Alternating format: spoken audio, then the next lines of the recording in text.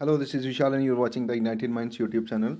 तो आज हम करने वाले क्लास 4 पॉलिटी में, तो जिसमें हम बात करने वाले हैं फंडामेंटल राइट्स की। ओके, तो ये है पार्ट थर्ड हमारा कॉन्स्टिट्यूशन का, जिसमें हम डिस्कशन करेंगे फंडामेंटल राइट्स की। ओके, तो जिसने भी चैनल को सब्सक्राइब नहीं कर रखा तो काइंडली सब्सक्राइब कर दें, वीडियो को लाइक कर दें। बढ़ते हैं हम हमारे आज के लेक्चर की तरफ। तो देखिए यहाँ पे जो हम डिस्कशन करने वाले हैं वो रहेगी फंडामेंटल राइट्स पे। तो सबसे पहले मैंने आपको पहले भी क्लास में बताया, जब भी आप किसी पार्ट को पढ़ रहे हैं तो पार्ट में सबसे पहले आपको ये बताना चाहिए कि कोई अगर एक स्पेसिफाइड पार्ट है तो वो पार्ट कितने आर्टिकल्स को अपने अंदर सम्मिलित करता है, तो वो भी आपको पता होना चाहिए। जैसे यहाँ पे फंडामेंटल राइट पार्ट थर्ड है और उसके अंदर आर्टिकल 12 से लेके आर्टिकल 35 तक जितने भी आर्टिकल हैं वो सारे फंडामेंटल राइट्स की कैटेगरी में आते हैं। ओके, तो यहाँ पे हम बात करते हैं fundamental right is also known as Magna Carta of India. इसको Magna Carta of Indian constitution भी बोला जाता है। किसको सर? फंडामेंटल राइट्स को। ओके, तो यहाँ पे fundamental rights are not absolute, they are very limited. देखिए एब्सोल्यूट का मतलब क्या होता है कि लिमिटलेस, कि आपके फंडामेंटल राइट्स जो हैं वो लिमिटलेस हैं। आपको अगर आज़ादी की बात करिए, फ्रीडम की, राइट टू फ्रीडम है तो वो अनलिमिटेड फ्रीडम है ना? तो ऐसा नहीं है।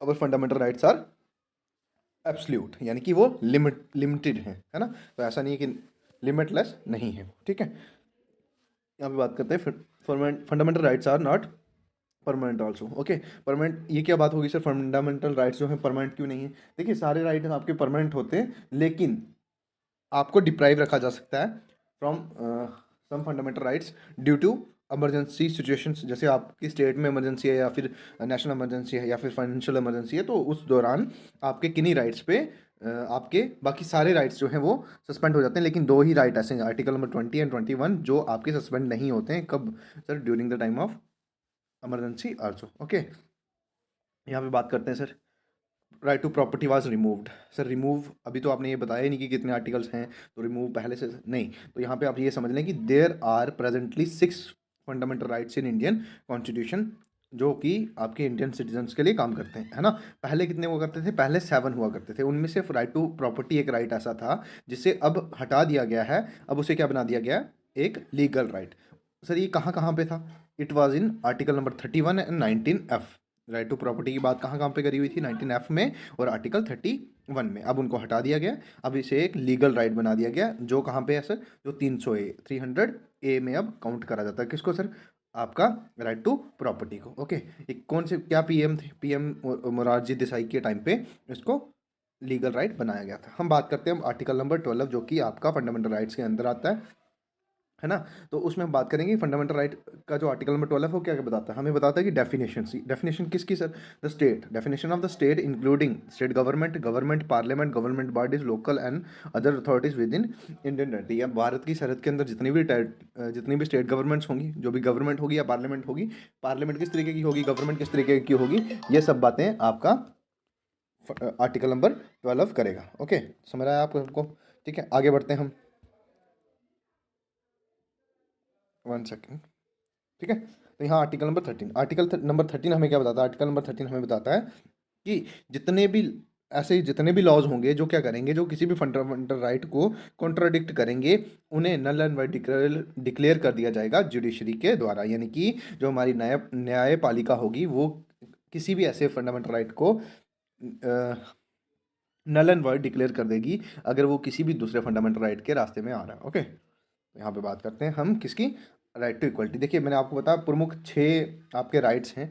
Right to equality, right to freedom, right to right right against exploitation, right of freedom of religion, cultural and educational right. ठीक है, फिर आपकी रेट्स आ जाती हैं। तो ये सब आपके फंडामेंटल राइट्स हैं। उनमें सबसे पहला है आपका राइट टू इक्वलिटी। वो कौन से आर्टिकल तक है सर? 14 to 18 जितने आर्टिकल हैं सब सर इक्वलिटी की बात करेंगे। देखो जैसे जैसे यहाँ पे हम बात करेंगे इसकी इक्वलिटी बिफोर लॉ, कहाँ से लिया गया सर? यूके से। इक्वलिटी बिफोर लॉ कहाँ से लिया गया? यूके से। इक्वल प्रोटेक्शन ऑफ लॉ, यानी कि ये कहाँ से लिया गया आपका? यूएसए से, borrowed from the constitution of USA. ठीक है ना? ये आपका क्या आर्टिकल नंबर 14 बता रहा है? क्या सर? इक्वलिटी बिफोर लॉ, यानी कि कानून के सामने सब बराबर होंगे, लेकिन देयर आर सम लिमिटेशंस की president, MLA, MPs can not be arrested in civil matters. इन लोगों को सिविल मैटर्स में अरेस्ट नहीं करा जा सकता। ओके, तो यहाँ पे बात करेंगे हम article number 15। Article number 15 of Indian constitution क्या कहता है? It prohibits the discrimination on the basis of gender, race, caste, religion, sex and place of birth. यानी कि आप किस आप किस जगह से आते हैं, आपकी प्लेस ऑफ बर्थ क्या है, आप किस रिलीजन से आते हैं, आप किस रेस से आते हैं, आपका जेंडर क्या है, आपका सेक्स क्या है, इनके बेसिस पे आपके साथ किसी भी तरीके का भेदभाव ना हो, इसे इंश्योर करता है आर्टिकल नंबर 15। आर्टिकल नंबर 15 इसे इंश्योर करता है। ओके, देन बात करते हैं हम आर्टिकल नंबर 16 की। आर्टिकल नंबर 16 क्या करता है सर? आर्टिकल नंबर 16 क्या देता है? Equal opportunity in public employment, यानी कि जितने भी सरकारी आवेदन जो भी निकलेगा उसमें सभी लोगों को बराबर बराबर जो इक्वल अपॉर्चुनिटी रहेगी कि इक्वली वो उस फॉर्म या उस पोस्ट के लिए अप्लाई कर सकें अगर वह एलिजिबल हैं तो। ओके, तो आपका यहाँ पे लिखा हुआ एक आर्टिकल, बहुत इंपॉर्टेंट आर्टिकल है 16 सब क्लास 4, है ना? ये क्या है सर? ये रिजर्वेशंस इन अपॉइंटमेंट बताता है कि रिजर्वेशन जो अपॉइंटमेंट में है that are not the violation of right to equality, वो राइट टू इक्वलिटी की वायलेशन नहीं है। क्यों सर? क्योंकि वो किसी एक बैकवर्ड कम्युनिटी को आगे बढ़ाने के लिए लाई जा रही है, इसलिए उनको भी क्या राइट टू इक्वलिटी है पब्लिक एम्प्लॉयमेंट्स में आने का, ठीक है ना? तो इसलिए उनके इंटरेस्ट को देखते हुए उन्हें रिजर्वेशंस दी जाती हैं। कहाँ पे सर?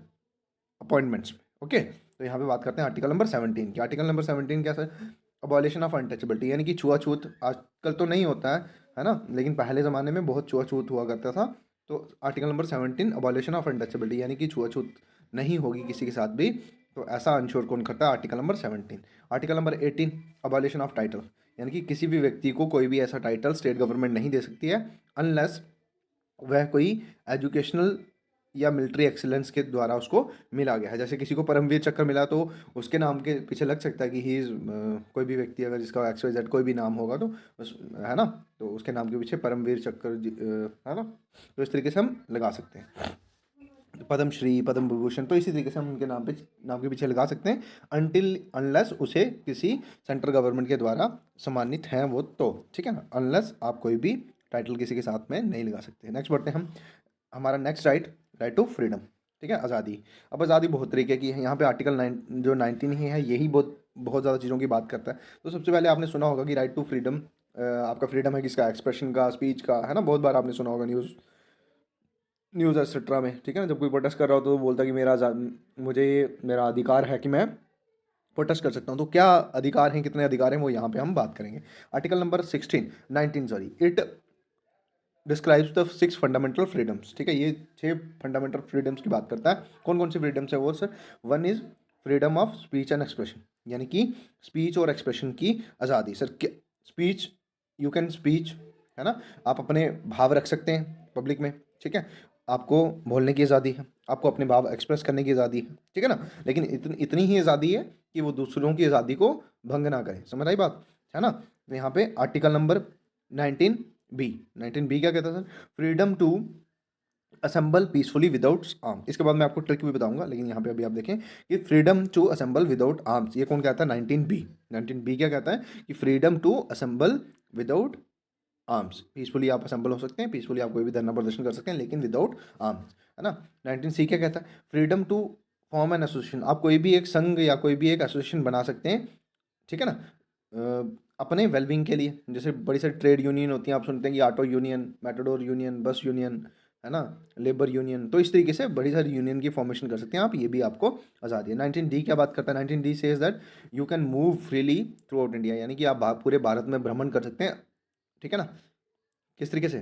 फ्रीली, ठीक है ना, आप पे कोई भी क्या बोलते हैं, आप क्या बोलना जाएगा उस भाषा में, आप पे कोई भी रोक टोक नहीं है, आप फ्रीली मूव कर सकते हैं। आप अगर पंजाब के हैं तो आप जम्मू में आए घूमे, जम्मू का है कोई तो वो पंजाब में जाके घूमेगा, राजस्थान का है तो कोई जम्मू में आ सकता है, जम्मू वाले राजस्थान जा सकते हैं। तो इसी तरीके से आप फ्रीली इंडिया इंडिया की टेरिटरी के अंदर आप मूव कर सकते हैं, है ना। तो अब यहाँ पे देखेंगे freedom to reside and settle in any part of India, यानी कि आप यहाँ एक जगह से दूसरी जगह जाके कहीं पे भी भारत, जहाँ जहाँ भारत की टेरिटरी है वहाँ वहाँ पे आप क्या कर सकते हैं? सेटल हो सकते हैं, ठीक है ना।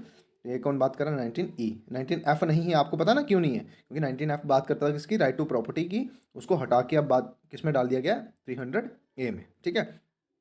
Freedom to practice any profession और ऑक्यूपेशन, यानी कि आप किसी भी ऑक्यूपेशन को प्रैक्टिस कर सकते हैं, ये कौन बता रहा है आपको? 19 जी। ओके, ये सारे 19 वाले खत्म हो चुके हैं। अब यहाँ पे हम थोड़ी सी बात करेंगे किसके बारे में? हम बात करेंगे जो मैं आपको बोला कि ट्रिक बताऊंगा, वो ट्रिक देखो आप, ट्रिक क्या है, ठीक है। तो ट्रिक क्या है? एक सेकेंड, 1 सेकेंड, 1 सेकेंड। यहाँ पे आप ट्रिक देखोगे, ट्रिक है सामरो। ट्रिक क्या है? सामरो, SAAMRO। ये आपका ये आपका 19 आर्टिकल को डिस्क्राइब कर रहा है, सामरो ट्रिक। तो सामरो, एस से फ्रीडम ऑफ स्पीच, ए से assemble without peacefully without arms, A से टू फॉर्म एन एसोसिएशन, है ना, एसोसिएशन ए से। तो एम से move freely throughout India, है ना। आर से reside in any part of India, and O से occupation of your own choice, आप किसी भी तरीके का ऑक्यूपेशन कर सकते हैं। ठीक है, समझ आया आप सबको? तो इस ट्रिक से आप 19 जो आर्टिकल है उसके अंदर जितने भी सब क्लास हैं आप उनको देख सकते हो। ठीक है, अभी हम देखो, जैसे जिस तरीके से मैंने आपको बताया 19A 19B, तो आप इसी तरीके से सामरो ट्रिक से आप सामरो लिखें, फिर आप इनको उसके प्रॉपर उनके नीचे लिख के आप चेक कर सकते हैं, ये ट्रिक आपकी वर्क करेगी। ओके, यहाँ पे मैं बात करता हूँ अब आर्टिकल नंबर 20। आर्टिकल नंबर 20 बहुत ही खास आर्टिकल है, जो क्या कहता है, जो आपका सस्पेंड नहीं होगा ड्यूरिंग इमरजेंसी आल्सो। ठीक है ना, तो ये ऐसे आर्टिकल हैं जो कभी भी सस्पेंड नहीं होंगे। One is article number 20 and another is article number 21। तो आर्टिकल नंबर 20 क्या कहता है? No ex post facto law, no, ठीक है ना। यहाँ पे कहता है protection against conviction of offences, sorry मैं हेडिंग पढ़ना भूल गया था। ठीक है ना, protection against conviction of offences. ठीक है ना, यानी इसमें मैं आपको थोड़ा सा सिंपल में बता देता हूँ, बस आपने यहाँ पे याद रखना है कि आर्टिकल नंबर 20 किसकी बात करता है। ठीक है ना, protection against conviction of offences, यानी कि जैसे आपको, आपके लिए ही, जैसे देखो बच्चा, एक तो ये होता है कि अगर आप कोई क्रिमिनल हैं, है ना, फॉर एग्जांपल आप तो हो है नहीं, ठीक है ना, ही होना आपने, तो जैसे आपने कोई क्राइम करा है तो पुलिस क्या नहीं कर सकती, police can not insist you to we witness for your own crime, आप अपने ही क्राइम के लिए विटनेस नहीं बन सकते। ठीक है ना, ये आपका आर्टिकल नंबर 20 आपको कहता है। ठीक है ना, नो डबल जियो पार्टी है। देखो बच्चे, कभी भी आपको एक क्राइम के लिए दो बार सजा नहीं मिलेगी। नो सेल्फ इंक्रिमिनेशन, इसका मतलब ये है कि no compulsion to be witness against one self, यानी कि आप अपने लिए ही विटनेस नहीं बनेंगे। ठीक है, no ex post facto law, इसका मतलब क्या है कि जब आपने जो क्राइम करा था, है ना, जब अगर आपने कोई क्राइम करा है, तो फॉर एग्जाम्पल आपने आज से 2 साल पहले चोरी करी है, तो उस चोरी तब सज़ा थी कि you have to go in to jail for 6 months and then you will be granted bail. ठीक है ना, फिर आपको बेल मिल जाएगी, बेल पे आप बाहर आ सकते हैं, है ना। तो इस तरीके से अगर 6 महीने की सज़ा तब चोरी करने पे थी, कल को अगर चोरी आपका वो आप अंदर हो जेल में, है ना, चोरी पे एक नया कानून बन जाता है कि आपको 10 साल की सज़ा होगी, तो आप पे वो वर्क नहीं करेगा, क्योंकि जिस टाइम पे आपने जो क्राइम करा है उस टाइम पे जो लॉ था उसके हिसाब से ही आपको सज़ा मिलेगी। ओके, समझ रही बात? तो ठीक है, आर्टिकल नंबर 20 आपको ये सब कहता है कि सेम ऑफेंस के लिए 2 बार आपको सज़ा नहीं मिलेगी, आप खुद विटनेस नहीं बन सकते। नो रेट्रोस्पेक्टिव क्रिमिनल लॉस, यानी कि जब आप ने जो सज़ा, जब आप एक बार सज़ा काट रहे हो, अगर उस पर अगर लॉ बदलते हैं तो आपको सज़ा बढ़ाई नहीं जाएगी, आपकी वही सज़ा रहेगी जो पहले आपको मिली थी। ठीक है ना, सिंपल भाषा में। बाकी आपने यही याद करना है, यही ध्यान में रखना है कि आर्टिकल नंबर 20 आपका protection against conviction of offences. Okay, यहाँ पे बात करते हैं आर्टिकल नंबर 21 की। आर्टिकल नंबर 21 क्या कहता है? आर्टिकल नंबर 21 से protection of life and personal liberty, protection of life and personal liberty, ये आपका आर्टिकल नंबर 21 कहता है। ठीक है, और ये भी आपका इमरजेंसी के ड्यूरिंग सस्पेंड नहीं करा जा सकता। ओके, तो यहाँ पे देख लो, protection of life and personal liberty, यानी कि आपकी जान माल की नहीं, आपकी जान की सुरक्षा करी जाएगी और आपकी लिबर्टी, है ना। No one shall be deprived of life और liberty except by the procedure establish by law, यानी कि ऐसा नहीं है कि आपको मौत की सज़ा सुनाई गई है तो तब आप बोलोगे आर्टिकल 21 काम नहीं कर रहा, ऐसा तब काम नहीं करेगा। बस आपका इन जनरल अगर आपने कोई क्राइम नहीं करा है तो आपकी लाइफ और लिबर्टी की पूरी सुरक्षा करी जाएगी आपकी गवर्नमेंट के द्वारा। ठीक है, आर्टिकल 21 एक अमेंडेड आर्टिकल है जिसको बाद में ऐड करा गया था। Article 21A says right to education, free and compulsory education for children from 6 to 14 years के जो बच्चे होंगे उनके लिए फ्री एंड कंपलसरी एजुकेशन है, यानी कि उनके गार्डियंस को ये डायरेक्शंस हैं कि उन्हें अपने 6 से 14 ईयर्स के बच्चों को फ्री एजुकेशन दिलवानी है। ठीक है ना, तो एडिड बाय, इसको किस तरीके से ऐड करा गया था? 86 अमेंडमेंट से। तो यहाँ पे ये क्वेश्चन बन जाता है कि 21A जो राइट टू एजुकेशन है ये किस अमेंडमेंट से ऐड हुआ? तो 86 अमेंडमेंट से 2002 में जो हुई उससे ऐड हुआ। ठीक है ना, आर्टिकल नंबर 22 क्या कहता है? Protection against arrest and detention, ये प्यूनिटिव का मतलब क्या होता है? फॉर क्राइम कमिटेड, जिस क्राइम के लिए फॉर क्राइम्स कमिटेड। ठीक है ना, तो बच्चे ये होता है कि जब आपने कोई क्राइम कर लिया उसके लिए आपको डिटेन करा जा रहा है, ठीक है। तो एक प्रिवेंटिव होता है on the basis of suspicion, यानी कि आप शक के दायरे में हैं तो आपको क्या कर लिया जाएगा, अरेस्ट कर लिया जा रहा है। तो ये आपका तब आपके लिए 22 नंबर काम करेगा। इन चीज़ों में आपको जो है वो लॉ के सामने हेल्प करेगा अपने आप को प्रूव करने के लिए। या फिर आप यहाँ पे थोड़ी सी कंपल्सन है, आगे बताऊँ मैं आपको कि यहाँ पे कहा जाता है कि अगर आपने कोई क्राइम कर लिया, उसमें क्या होता है कि आपको 24 हॉर्स, आपको 24 घंटे के अंदर अंदर एक मजिस्ट्रेट के सामने आपको लेके जाना पड़ेगा। और आपको जब भी अरेस्ट करा जाएगा, आपको प्रॉपर एक अरेस्ट वारंट के साथ अरेस्ट करा जाएगा, ठीक है ना। अगर आप सस्पेक्टेड हो, तब अगर आपको अरेस्ट करा जा रहा है तो तब प्रायर आपके लिए एक मजिस्ट्रेट का नोटिस रहेगा, ठीक है ना। तो तब आप को अरेस्ट करा जाएगा, ठीक है ना। तो इस तरह के बहुत सारे लॉज होते हैं, आपको उनमें नहीं घुसना है। सबसे पहली बात आपने हेडिंग याद रखनी है सबसे पहले, जो सीधा क्वेश्चन आपको दे सकती है एग्जाम में, ठीक है। राइट अगेंस्ट एक्सप्लॉइटेशन, ये क्या बात करता है सर, ये आर्टिकल नंबर 23 से 24 सर। राइट अगेंस्ट एक्सप्लॉइटेशन यानी कि आप उत्पीड़न ना हो आपको एक्सप्लॉइट ना करा जाए। एक्सप्लॉइटेशन में किस तरीके की एक्सप्लॉइटेशन हो सकती है, आर्टिकल नंबर 23 बात करता है प्रोहिबिटेशन of human trafficking and force labour, यानी कि बंधुआ मजदूरी नहीं करवाई जाएगी आपसे, और ह्यूमन ट्रैफिकिंग यानी कि इंसानों की तस्करी यानी कि मानव तस्करी भी नहीं करवाई जाएगी, ठीक है ना। State can impose compulsory services, ठीक है ना। अब स्टेट इस पे लॉज बना सकती है, ये आपका जो ट्रैफिकिंग वाले मामले हैं एक्सप्लॉइटेशंस वाले में, ठीक है ना।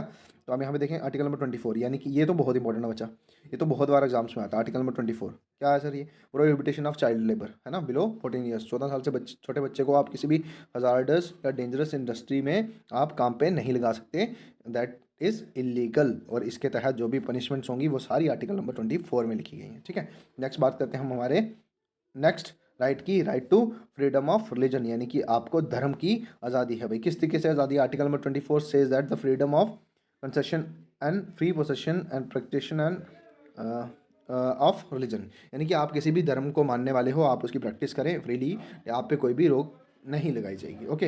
Then article number 26, article number 26 क्या कहता है भाई, freedom to manage religious affair, यानी कि आप अपने जो भी रिलीजियस अफेयर्स हैं, अफेयर्स माने तो यहाँ पे जो भी आपके रिलीजियस एक्टिविटीज़ हैं आप उनको मैनेज कर सकते हो, ठीक है ना। तो ये आपको आर्टिकल नंबर 26 अश्योर करता है, ठीक है, आपको कोई भी रोकेगा नहीं। Article number 27, no person shall be compelled to pay tax for the promotion of particular religion, आप किसी भी पर्टिकुलर रिलीजन को प्रमोट कर रहे हो तो इसलिए आप देखते होंगे कि जो भी ट्रस्ट होते हैं, जब आप उनके लिए डोनेशन करते हो तो आपको जो वहाँ पे जो टैक्स लगता है उस पर वो टैक्स नहीं लगता है, ठीक है ना। तो उस पर कोई भी टैक्स नहीं होता, वो टैक्स फ्री आप डोनेशन वहाँ पे कर सकते हो, ठीक है ना। इसलिए आपने बहुत सारी मूवीज़ भी देखी होंगी कि वहाँ पे पैसे की जो भी अदला बदली करी जाती है ना, तो ऐसा रियल लाइफ में बहुत कम होता है, ठीक है। वो सब ऐसे बदनाम करने के लिए चीज़ें होती हैं, ठीक है। Then article number 28, article number 28 क्या, freedom regarding religious worship and instruction in educational institution. बच्चे 28 क्या कहता है, freedom regarding the religious worships और the instructions in educational institution, यानी कि आपकी जो रिलीजियस वर्शिप्स होंगी आप उनको करें, ठीक है ना, वो आपका आर्टिकल नंबर 28 आपको इंश्योर करेगा। बच्चे सबसे पहली बात तो ये है, आपने कॉन्स्टिट्यूशन फिर से नहीं लिखना, सबसे पहली बड़ी बात ये है, ठीक है। आपको एग्जाम के लिए तैयार होना है तो आपको सिंपली ये याद रखना है। थोड़ी सी मैं आपको स्टोरी इसलिए बता रहा हूँ कि थोड़ा सा कनेक्ट करने में आसानी रहे, ठीक है ना।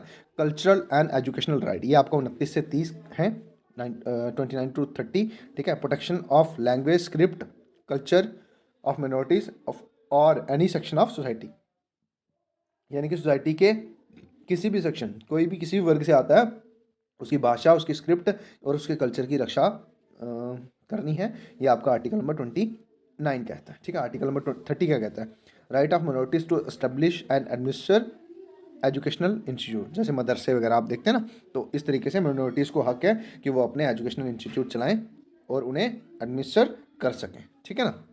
यहाँ पे नेक्स्ट बात करते हैं हम किसकी, आर्टिकल नंबर 32 की। आर्टिकल नंबर 32 में बात करिए किसकी, कॉन्स्टिट्यूशन रेमेडीज़ की। तो बच्चे सबसे पहले तो याद कहा जाता है कि heart and soul of Indian constitution किसको सर, रिट्स को। कॉन्स्टिट्यूशनल रेमेडीज़ को किसने कहा है sir, B R Ambedkar ji ने कहा है कि कॉन्स्टिट्यूशन रेमेडीज़ और the heart and soul of Indian constitution. बच्चे क्योंकि कॉन्स्टिट्यूशन में लिखी हुई जितनी सारी बातें हैं, अगर ऐसा नहीं करा जा रहा तो ये रिट्स ही हैं जो आपको बचाएंगी, जो आपको आपके फंडामेंटल राइट्स आपको दिलवाएंगी, ठीक है ना। तो यहाँ पे जो सुप्रीम कोर्ट रिट इशू करता है बच्चे, वो आर्टिकल नंबर 32 को लेके करता है, ठीक है। हैबस कॉर्पस पहली आपकी क्या है, रिट है। मैंडेमस सेकंड, प्रोहिबिटेशन, क्यूटोलरी एंड क्यो वारंटो, ये आपकी पांचों प्रकार की रिट्स हैं। ठीक है, रिट्स की डिस्कशन हम आगे वाली वीडियो में कर लेंगे, इससे नेक्स्ट वाली वीडियो में, जिसमें हम बात करेंगे किसकी, डीपीएसपीएस की। ओके, तो that was all for today's video. ठीक है, आप इसे देखें, अच्छे से एंजॉय करें, और अगर आपको एक बार समझ ना आए आप तो दूसरी बार भी इसे लगा के देख सकते हैं। ठीक है, तो कनेक्ट करने के लिए जितने भी कीवर्ड्स थे मैंने आपको बता चुका हूँ एक बार।